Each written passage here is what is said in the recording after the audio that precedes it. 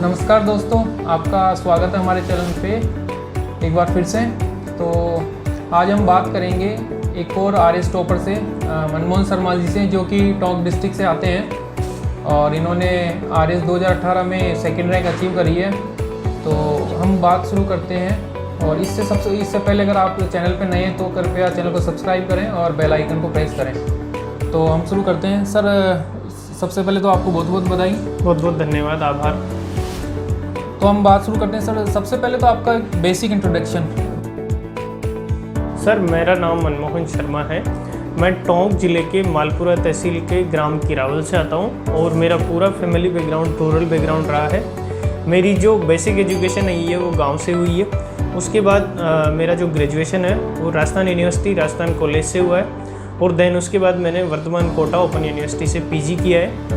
और उसी दरमियान मैंने रेस की तैयारी की थी। इस बार मेरा सेकंड अटैम्प्ट था, और इस सेकंड अटैम्प्ट में मेरे को मेरी मेहनत और ईश्वर के आशीर्वाद और जो मेरे जितने भी शुभ चिंतक है उन सभी की शुभकामनाओं से मुझे सेकंड रैंक प्राप्त हुई। जी, तो आपकी फैमिली में और कौन कौन है, वो क्या करते हैं, थोड़ा उसके बारे में बताइए। जी सर, मेरे परिवार में मेरे माता पिता है, और वो उनका मुख्य जो ऑक्यूपेशन है वो कृषि है। कृषि और पशुपालन की गतिविधियों में संलग्न है। उसके अलावा मेरे 2 बड़े भाई हैं, वो भी गवर्नमेंट जॉब में हैं, और 2 सिस्टर हैं, वो भी इसमें गवर्नमेंट जॉब में हैं। तो हमारा पूरा परिवार जो है वो एक तरह से जो पीछे वाली जनरेशन है वो सब गवर्नमेंट जॉब में है वर्तमान में। जी, बहुत बढ़िया।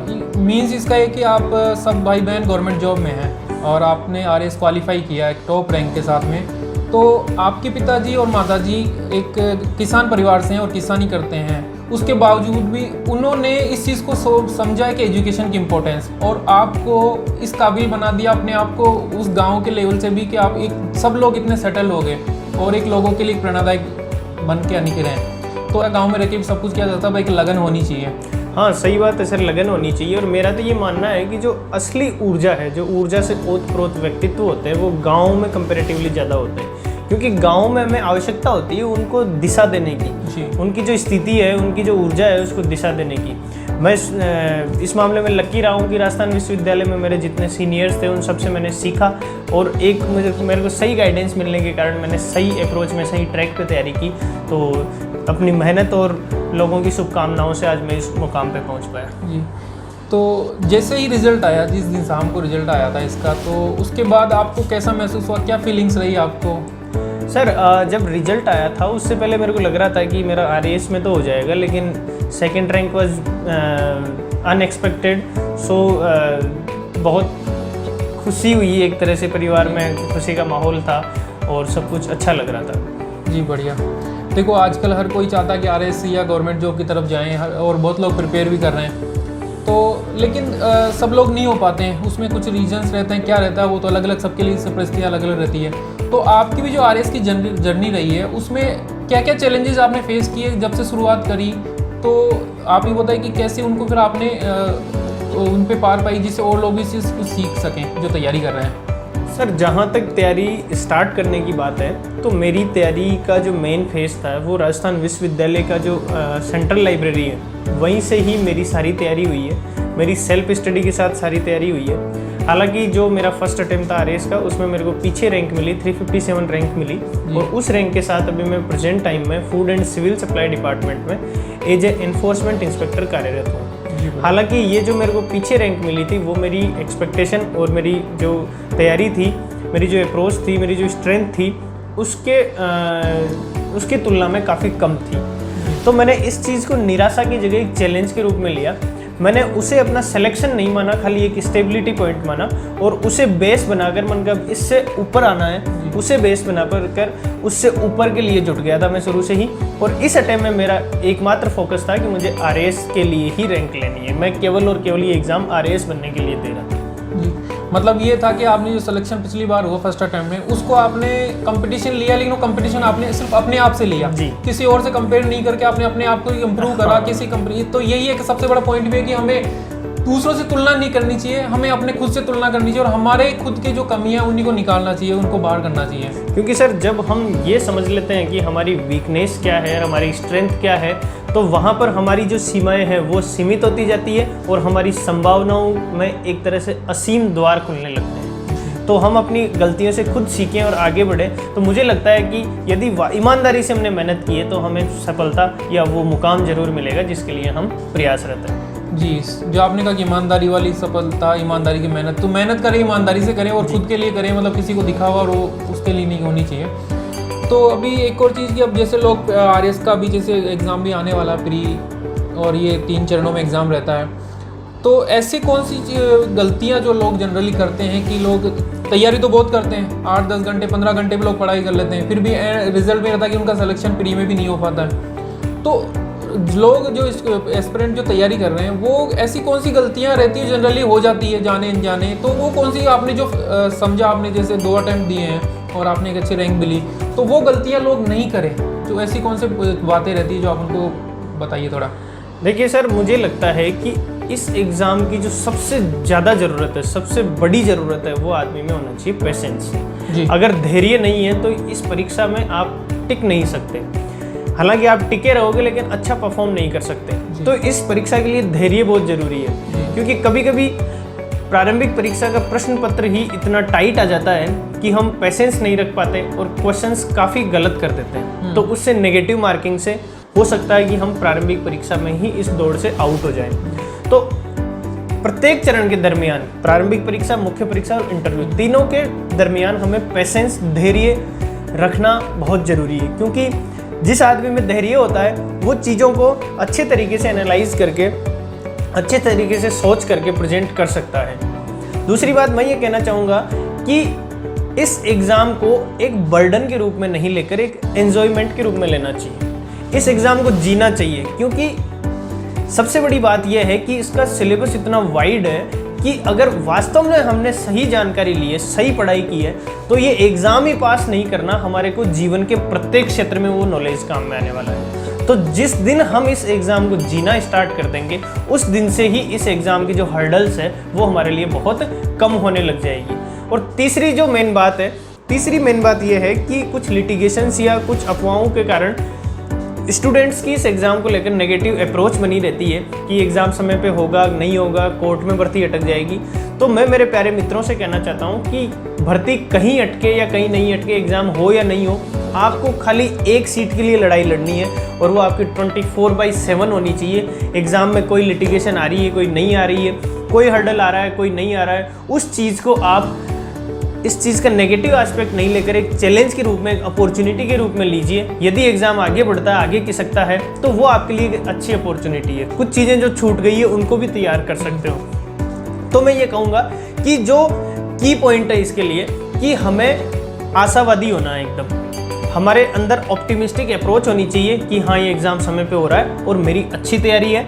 कॉन्फिडेंस और ऑप्टिमिस्टिक अप्रोच इस एग्ज़ाम के लिए बहुत ज़रूरी है। ठीक है, तो आपने कहा कि धैर्य रखें। धैर्य के लिए मतलब ये कि एक तो अपने लक्ष्य पे नज़र रखते हुए धैर्य से अपने जो मेन आपका काम है पढ़ाई करना, उसकी तरफ पढ़ाई करते रहें। जी बहुत बढ़िया। तो आप जैसे लोग टाइम की दिक्कत बताते, कई बार लोग जॉब में, जैसे आपने तो जॉब में रहते उसकी तैयारी करी है, कुछ लोग इंडिपेंडेंटली तैयारी कर रहे हैं, कोचिंग वगैरह भी करते हैं, तो इसमें कोचिंग का कितना रोल रहता है और किस तरह से टाइम मैनेजमेंट करना चाहिए कि तो जो लोगों को टाइम की दिक्कत नहीं आई, कई बार एंड टाइम पे रहता है कि उनका कोर्स लगता है कि हाँ यार मेरा कुछ छूट रहा है, ऐसी भी दिक्कत आ जाती है कई बार लोगों के साथ में, तो वो नहीं रही, तो टाइम मैनेजमेंट के साथ में कैसे मैनेज कर सकते हैं इसको, तो एक बार थोड़ा सा उसके बारे में बताइए आप। देखिए, सबसे पहले तो मैं कोचिंग्स के इम्पोर्टेंस के बारे में बता दूं कि कोचिंग्स केवल और केवल एक मार्गदर्शक की भूमिका में होती है। ये मार्गदर्शक आपके खुद के जो मित्र मंडली है वो भी हो सकती है। इनफैक्ट ये है कि कोचिंग से आप एक रूटीन बना रहता है, आपको चीज़ें कंसाइज वे में मिल जाती है, आपको अच्छे नोट्स प्रोवाइड हो जाते हैं, और अगर आप जीरो से तैयारी कर रहे हो तो आपको चीज़ें समझने में आसानी होती है। तो इसीलिए कोचिंग्स नहीं करना है ये भी मैं नहीं कहूँगा, और कोचिंग्स की अनिवार्यता है ये भी मैं नहीं कहूँगा। वो इंडिविजुअल पर डिपेंड करता है कि उसको चीज़ें कैसे तैयार करनी है। दूसरी बात, टाइम मैनेजमेंट को लेकर मैं बताऊं तो टाइम मैनेजमेंट में हमें ये कतई नहीं सोचना चाहिए कभी भी कि हमें फला चैप्टर या फला घंटे में ये सब्जेक्ट पढ़ना है।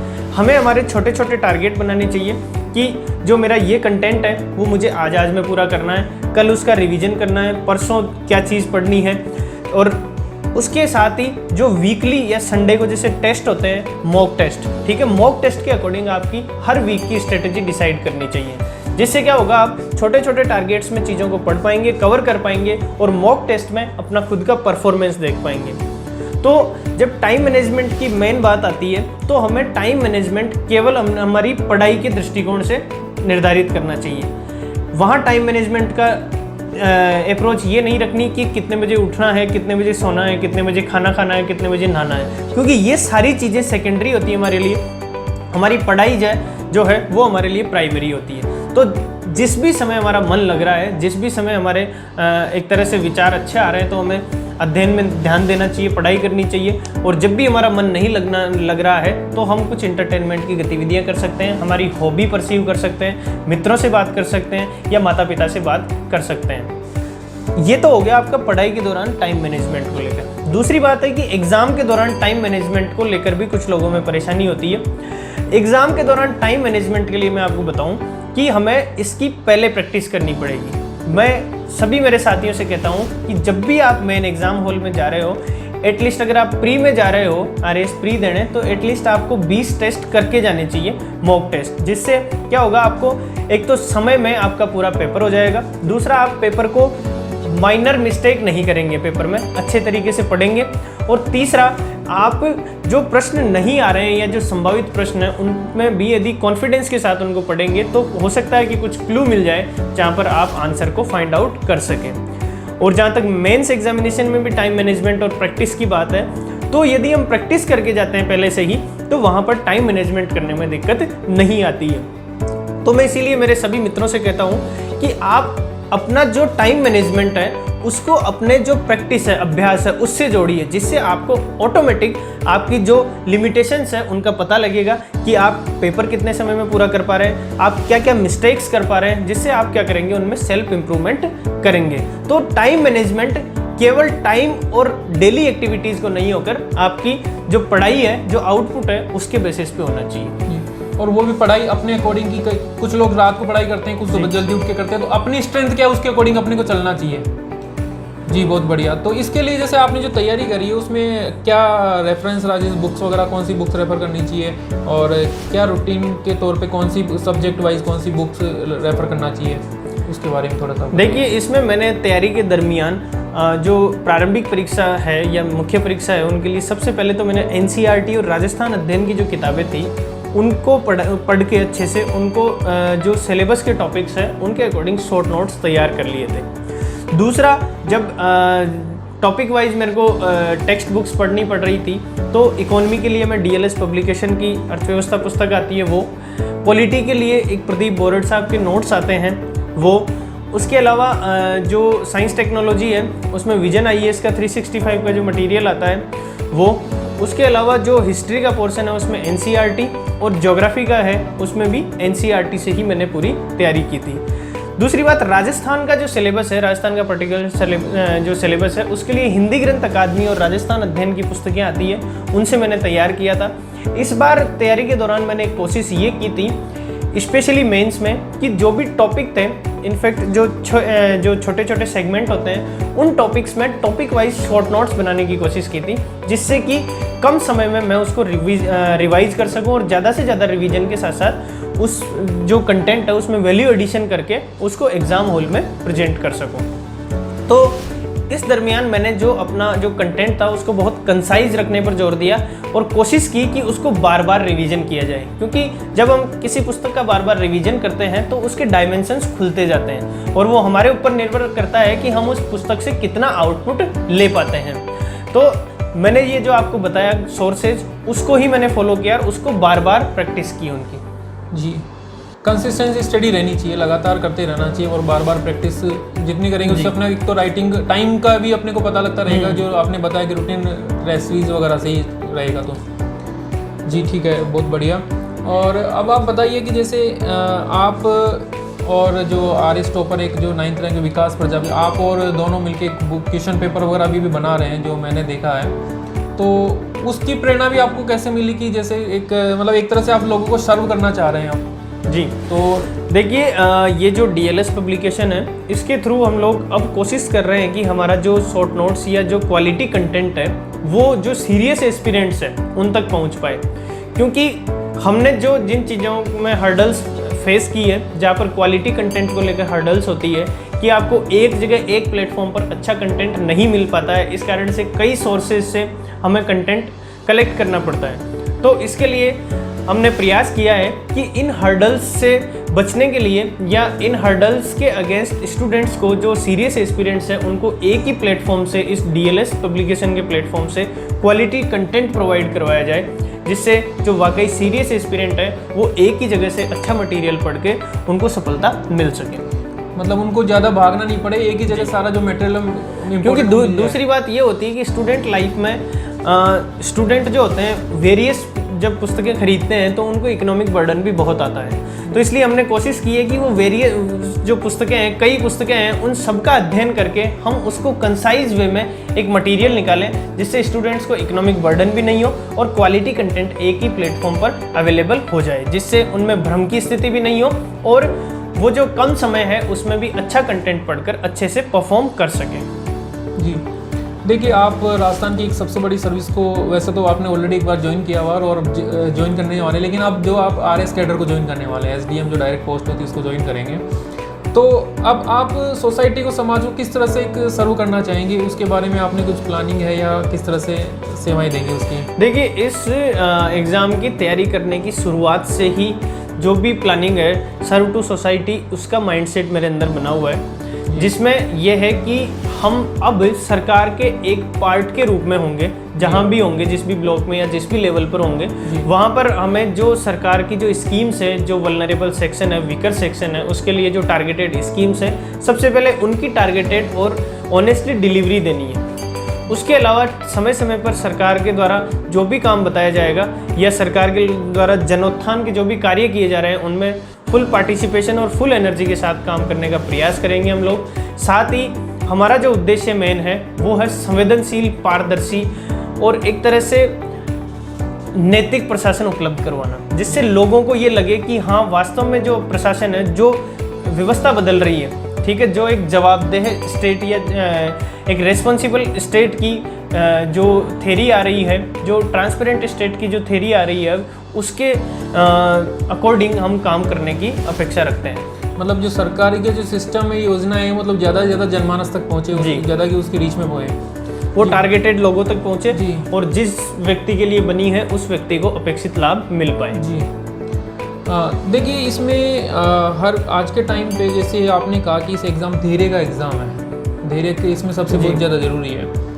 तो क्योंकि लंबा एग्ज़ाम हो जाता है, प्री होगा, मेंस होगा, इंटरव्यू होगा, वैसे नॉर्मल देखा जाए तो साल भर का टाइम तो रूटीन में भी निकल ही जाता है, कई बार एग्ज़ाम डिले भी हो जाता है। तो उस केस में कैसे जो तैयारी कर रहे हैं वो दोस्त अपने आप को किस तरह मोटिवेट रख सकते हैं, तो इसके लिए कैसे लाइफ में और एग्ज़ाम के लिए ही नहीं, एक पर्सनल लाइफ में भी किस तरह अपने आप को मोटिवेट रख पाएँ, उसके लिए आप कुछ बताएं, कुछ क्या कहना? देखिए मोटिवेशन एक प्रोसेस है, ये कोई ऐसी दवा से नहीं लिया जा सकता कि हमने टेबलेट ले ली और मोटिवेशन बढ़ गया हमारा। ये एक प्रोसेस है जो हमारे एटीट्यूड से डेवलप होता है। एटीट्यूड अर्थात हमारे सोचने का तरीका। अब इस एग्ज़ाम में अगर मोटिवेशन की मैं बात करूं तो मेरे लेवल पे मैं बताऊं आपको कि मेरे लिए मेरी जो पढ़ाई थी, मेरे जो छोटे छोटे टारगेट थे, वो पूरा होना ही एक मोटिवेशन का काम होता था। क्योंकि एक वीक आपने पढ़ाई कर ली, फिर उसका आपने जब टेस्ट लिखा है, अच्छे मार्क्स आ रहे हैं, आपने अच्छा अटेम्प्ट किया है, तो ऑटोमेटिक उससे कॉन्फिडेंस बूस्ट होता है, मोटिवेशन बूस्ट होता है, जिससे वो नेक्स्ट वीक के लिए वो काम में आता है। तो ये एक VCS साइकिल क्रिएट होने लगता है, जिससे यदि हमने पढ़ाई की है, हमारे आउटपुट आ रहा है, तो ऑटोमेटिक हमारा कॉन्फिडेंस और मोटिवेशन बढ़ता रहेगा। दूसरी बात ये हो गया एक सोर्स। दूसरा, मान लो कभी हमारे अंदर ऐसे फीलिंग आती है कि ये एग्ज़ाम बहुत थकाऊ प्रक्रिया है, या कुछ नेगेटिव लोगों के संपर्क में आने से हमारे अंदर थोड़ी नेगेटिविटी आने लगती है, तो उस स्थिति में हमें पॉजिटिव थॉट्स या पॉजिटिव जो शॉर्ट वीडियोज़ है वो देखने चाहिए, या हमारे माता पिता है या जो मित्र है, या हमें जो सकारात्मक ऊर्जा देते हैं। हमें हमेशा ये ध्यान रखना है कि हमारा जो आसपास का माहौल है, हमारे जो आसपास की मित्र मंडली, वो ऐसी होनी चाहिए कि वो पॉजिटिव सोचें, वो ऑप्टिमिस्टिक हो, वो सकारात्मक हो, वो आशावादी हो, जिससे जो ऊर्जा है वो हमारे आसपास सकारात्मक ऊर्जा केंद्रित हो सके। तो इसके अलावा जो तीसरी बात है वो ये है कि जब भी हमें खाली समय मिले या हमें मनोरंजन करना हो तो हमें कोई एक पर्टिकुलर हॉबी परसीव करनी चाहिए, जिससे हम जब हॉबी को समय देते हैं तो सारी चीज़ें, सारी वो नकारात्मक बातें भूल जाते हैं और एक आनंददायक या एक क्वालिटी समय हम स्पेंड करते हैं। तो मैं कहूँगा कि ये मोटिवेशन जो है वो आपकी थॉट प्रोसेस से, वो आपके एटीट्यूड से डेवलप होगा। आपने जिस हिसाब से चीज़ों को लिया है उस हिसाब से आपका मोटिवेशन का जो लेवल है वो डिसाइड होता है। सही है, इसमें मोटिवेशन तो खुद से आता है। और वैसे भी जैसे कि स्टडी के तौर पर है कि अगर आप 5 जैसे लोगों के साथ में रहते हैं आपका व्यवहार वैसे ही हो जाता है। तो इसलिए अपने को मोटिवेट रखने के लिए या अपने को पॉजिटिव एनर्जी के लिए वैसे ही लोगों के साथ में जो पॉजिटिव बातें करते हैं, पॉजिटिव सोच रहे हैं, हमें हमेशा कोशिश ये करनी चाहिए कि हमारे आसपास का वातावरण सकारात्मक ऊर्जा से लबालब होना चाहिए। जी, आपने अपना टाइम दिया, वैल्यूबल टाइम दिया, उसके लिए बहुत बहुत धन्यवाद। से कामना करते हैं कि आपका जो आगे की सर्विस भविष्य उज्जवल हो, और इसी शुभकामना के साथ धन्यवाद सर। जी सर, बहुत बहुत धन्यवाद। और आप लोगों का आभार प्रकट करना चाहूँगा कि ये जो छोटे छोटे क्वेश्चंस हैं जो एस्पिरेंट्स के मन में होते हैं उनको लेकर आपने मुझे आरएएस के जो एस्पिरेंट्स हैं उनसे रूबरू होने के लिए ये प्लेटफॉर्म दिया। आपका बहुत बहुत धन्यवाद और आभार। धन्यवाद सर। धन्यवाद सर। स्टॉप करें।